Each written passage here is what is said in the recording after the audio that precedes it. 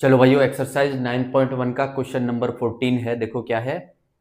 A 1.2 metre tall girl spots a balloon moving with the wind in a horizontal line at a height of 88.2 metre from the ground. यानी एक लड़की है जिसकी height हमको बता दी 1.2 metre.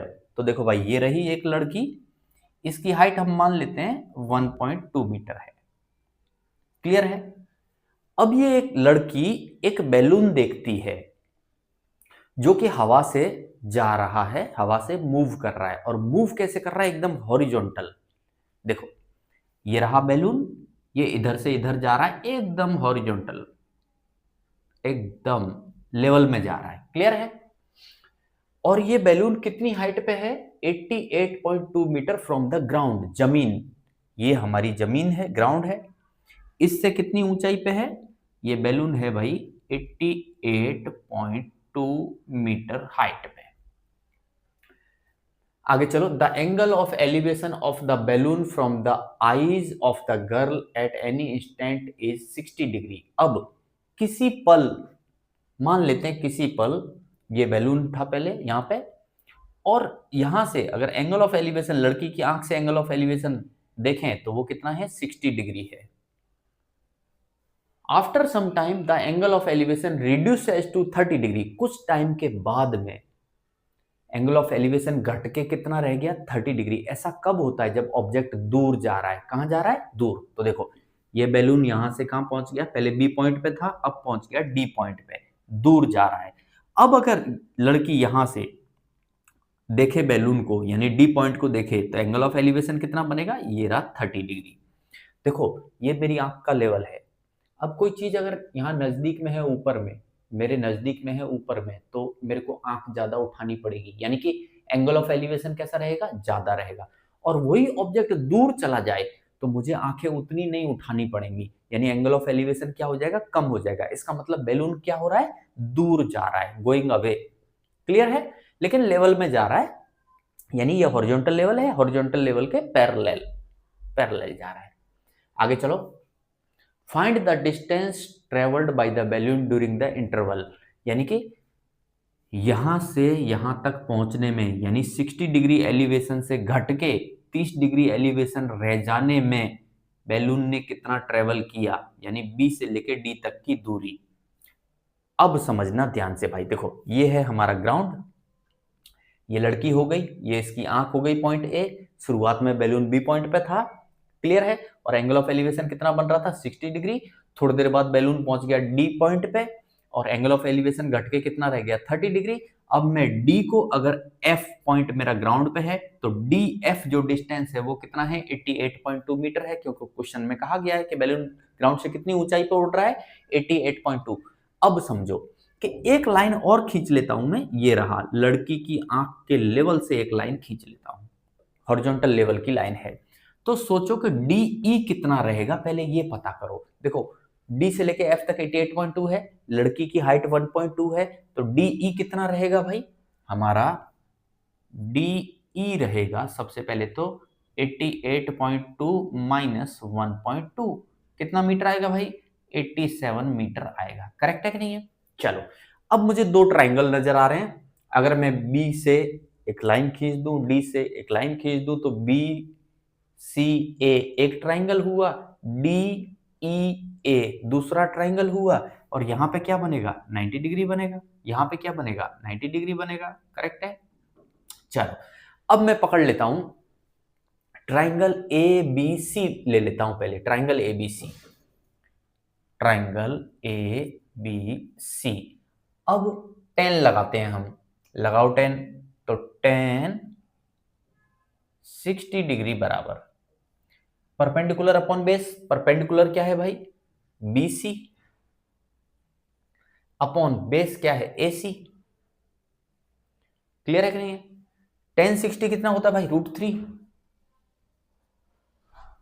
BC कितना है? देखो सोचो, जितना डीई है उतना ही बीसी है, और ये है हमारा 88.2 माइनस 1.2, यानी कितना है? 87। तो जितना डीई है भाई, उतना ही आपका क्या है? बीसी भी है। क्लियर है। तो BC कितना आएगा आपका? BC आएगा 87 डिवाइड बाई AC। AC हमको पता है क्या? नहीं पता है, तो AC ही रहने दो। यहां से AC निकालो, तो यहां से AC बराबर आएगा 87 डिवाइड बाई √3 मीटर। बताओ कोई दिक्कत है? नहीं होनी चाहिए मेरे हिसाब से। अब दूसरा ट्रायंगल उठा लेते हैं, ट्रायंगल DEA। DEA लगा दो tan 30, तो tan 30 डिग्री बराबर परपेंडिकुलर अपॉन बेस। परपेंडिकुलर क्या है? DE अपॉन बेस क्या है? AE। tan 30 की वैल्यू क्या होती है भाई? 1/√3 बराबर, अब DE कितना है हमको पता है, DE कितना है? 87 मीटर डिवाइड बाई AE मालूम नहीं है, तो AE ही रहने दो। देखो यहां से AE निकालते हैं क्रॉस मल्टीप्लाई करके, तो AE कितना आएगा? AE बराबर आएगा भाई 87 इंटू √3 मीटर। बता दो कोई दिक्कत है? यहां तक होनी नहीं चाहिए मेरे हिसाब से। अब दिमाग लगाते हैं, हमसे कहा था कि डिस्टेंस ट्रेवल्ड निकाल लो बाय द बैलून, कि बैलून कितना दूरी चला। सोचो कहां से चालू किया बैलून? C से। कहां तक गया? E तक, या तो ऐसे कह लो B से कहां तक गया? D तक गया। क्लियर है? तो CE डिस्टेंस या तो BD डिस्टेंस, जो कहना चाहो एक ही बात है।